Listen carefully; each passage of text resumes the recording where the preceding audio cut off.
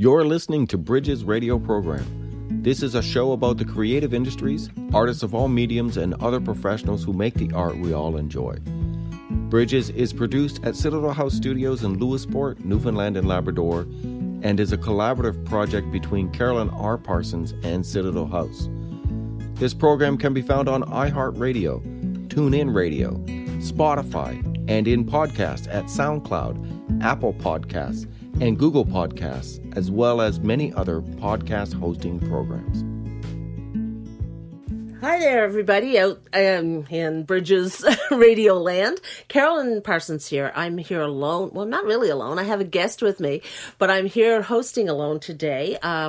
We've had a little break from our regular show over the past while. You probably noticed that.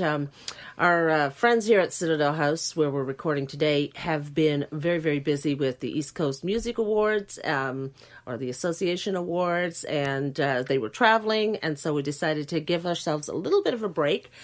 And but we're back today and ready to go again. Now, my co-host Bonnie, she's not here with me today. She's taking a longer break than the rest of us. She's not really taking a break. That's kind of she's taking a break from this because she's so busy with some other stuff that I'm kind of on my own.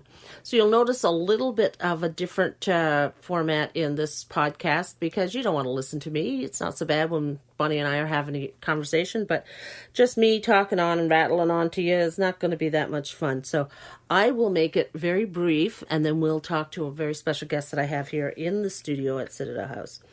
I did want to mention that we have Zach Lucky, fairly certain that's the name, coming on, I want to say June 8th.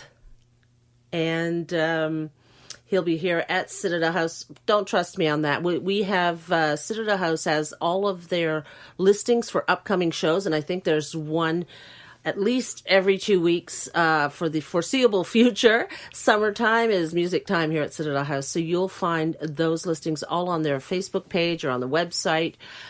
Certainly, that'll be the first show coming up or the next show coming up. We have CD releases. We have all sorts of things happening here at Citadel House, so check the schedule for that.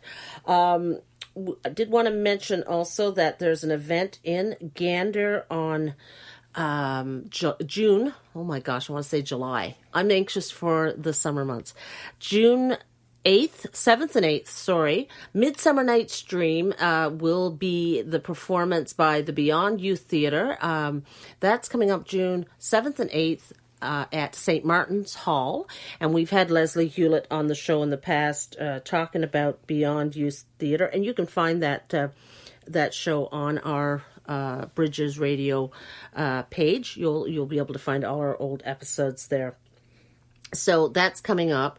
Also, I just wanted to mention, I have a little thing going on. It's coming up in July. Maybe that's why I want to jump to July. I have a thing going on July. I have a story in a book called Flights from the Rock, and that will be released at the Admiralty House Museum in Mount Pearl on July 14th. And what's exciting about that is the book is Flights from the Rock. It's an anthology of short fiction by Engine Books, and it will feature stories about of flight, fiction pieces about flight and the history of it and in this province. But it will be released during what's called the Field of Flight exhibit at that museum. So it's a part of the museum's summer exhibit, which is called Field of Flight. And the reason they're doing that exhibit right now is because we are coming up on the 100th anniversary of that historical flight from Harbour Grace to England, the transatlantic flight. And now, speaking of England, how well did that work out? That I did was not a good plan segue. that. Wow. That was fantastic, I'm telling you. So here with me today is a very special guest, and I love when we have people in the studio because we can do things like this. Yeah. We have Adrienne Chinn. And Adrienne is here from way across the pond. I feel like I know her really, really well, but we've only ever met until this past little while, half an hour ago, in person. And so welcome. Thank Welcome, you. Adrienne. I'm absolutely thrilled to be back in Newfoundland, where I'm from. Yes. Yeah. So Yes. I'm absolutely thrilled. I've been in St. John's a couple of weeks with a cousin, and I'm off to Grand Falls after this. Grand Falls, Windsor now. Yes. Yes. You have to be very specific. I have to be, yes. Yeah. So you are, okay, I don't even know where to start. Okay. You have an interesting background. You're from here. So tell us about your background a little bit. Right. Well, my dad was born in England, but his family came over to British Columbia when he was 2. He trained as an engineer after the Second World War. He was in the RCAF and went and was over in England with the RAF during the war. He was older than my mum. And when he came back, he had a veterans bill so he could go to university. So he studied engineering and English literature at the University of Alberta and got into the paper industry and eventually became assistant manager at the paper mill in Grand Falls at the time. Okay. And when he was in Grand Falls, he met my mother, who was a secretary at the mill, and she's a Grand Falls girl. She is from the Edwards family in Grand Falls, so it's a big family. She had 9 brothers, 3 stepbrothers and 1 stepsister. And her brother, her half-brother, I should say, not stepbrother, half-brother Charlie was the mayor of Grand Falls for some years. And I was born there. My parents married, and I was the first, and I was born in Grand Falls. And we were in a little house that backed right onto the wood piles. So that's where I've got proper Newfoundland roots. Yes. Right in smack dab in the center. Right smack dab in the center. That's right. There you go.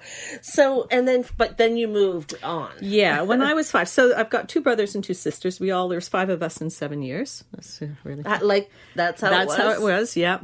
And Dad got transferred, or he took another job at a paper mill in Quebec. So we moved when I was 5. And I grew up in the eastern townships of Quebec and subsequently Montreal. So that's where I spent a lot of my development years. But, those first 5 years are important. They are. I just still, when people ask where I'm from, I'll say Newfoundland. So, that's your roots. It is, absolutely. Yeah. So, and I've got lots of cousins and family here, and they're now down in Nova Scotia, New Brunswick as well, the whole area. So yeah, and you've been here for a little while in the province. You've been traveling around. I have. I arrived a couple of weeks ago because I have a deadline for my second novel, which is totally different from the one that we're going to talk about today. But it's a time slip story set in Norwich in World War II. And it's a war bride story. And then there's a contemporary story which is set in Newfoundland. So I've written the backstory, and I'm halfway through writing the Newfoundland story, but I'm here to really research and Newfoundland take immersion. Newfoundland immersion, exactly, because I've got to get it to my editor by the middle of July. So is the contemporary version set in spring? Because right now it's just... Oh, yeah. No, it's actually set, because what I'm doing in the contemporary version... there's kind of a book 1 and book 2. So book 1, the contemporary version, is 9/11 when the planes came into Gander. Okay. So that's how I get my character from England over here. She's en route to New York for an interview. So she ends up over here and has a long lost aunt that's estranged from her mother that she looks up when she's here. So she's here then. And then book 2 is 10 years later she comes back. So it's 2011. So it's those 2 contemporary time scales. So, okay. Yeah. So we've got some bouncing around a little bit. I've got some bouncing around. I like that. I like that. Now, you have an interesting writing journey, I believe, because this is your first book. Mm-hmm. But you've been doing other things. Tell us a little bit about your... Yes. So, yes, some people have a straight path in life, and mine's had lots and lots of detours. So, It was those first 5 years, and you saw all those roads. Yeah, all over and the I place, just thought I'll take the roads much less traveled. So potholes. yeah, lots of potholes, all the rest. But it's been interesting. I'll do a quick update of what happened. So I went to university in Bishops and University of Windsor, and did a master's there, and worked a bit in Montreal. And when I was 30, I moved over to England. I had two passports because my dad was from England. And I thought I'd give it 6 months to see what would happen. I didn't have a whole lot of money, but I thought I'd do temp secretarial work. And I eventually fell into research for TV and film over there as a freelance.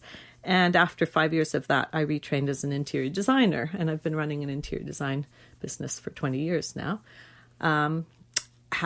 About 5 years ago, I got into doing some teaching for interior design as well, part-time. I teach in Beijing as well. And 10 years ago, I wrote an interior design book. So that was my first published book. Right.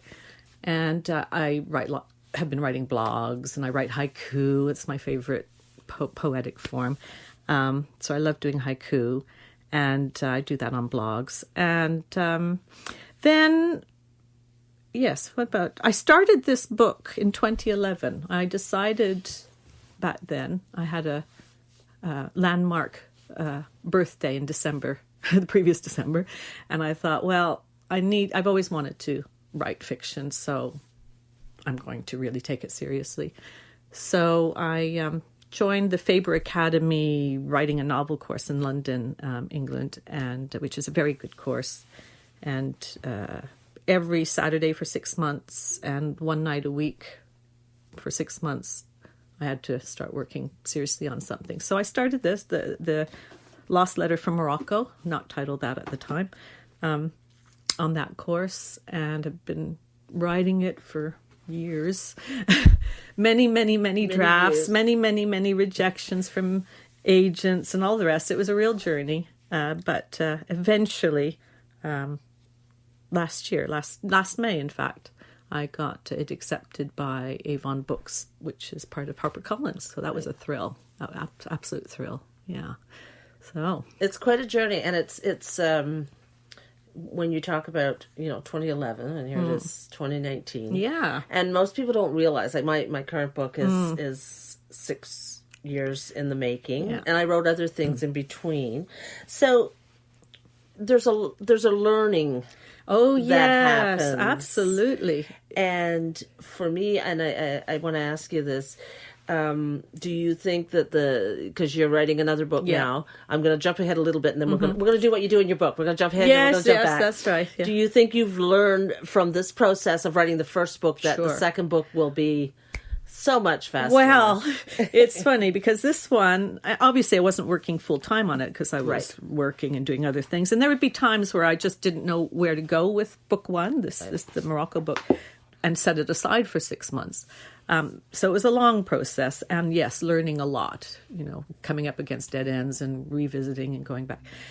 But I got a 2-book deal from Avon Books. So the second book, they've done something about 2 weeks ago on Amazon. I was looking on it, and then they've put up Historical Romance Book 2 by Adrienne Chinn, out December 2nd. And I was like, oh, I better really finish it. Okay, finish it. This reminds me of a conversation. This is so common because I talked to Mary Walsh. You know Mary? Yes, Mary I Walsh do. is. Yeah, and I spoke with her, and she's actually agreed that she will do this podcast one day. I just want to time it when she's doing something that it'll benefit her. Yeah. But anyway, I was talking to Mary Walsh, and she was on a panel, and I was the host, and then after we were chatting about other things, and I said to her, well, what about deadlines? She said, I will clean walls. I will do all the stuff I hate doing, anything, so I don't have to do the thing that I love doing. Oh, yes, absolutely. And she said, then one day I got, I noticed that there was this announcement. Mary Walsh's book coming September. Yes, exactly. And she's going, oh, Mary Walsh, that's me. Yes. I better do that. Yeah. So she said, then she said, I sat down and I just, did it. Yeah. And she said, and then after I did that, I was like, why did I put it off so long? Because, I know. But I think procrastination is part of the process. I'm always fine once I sit down. But yeah, the hardest thing is actually sitting down because, you've got to clean your fridge.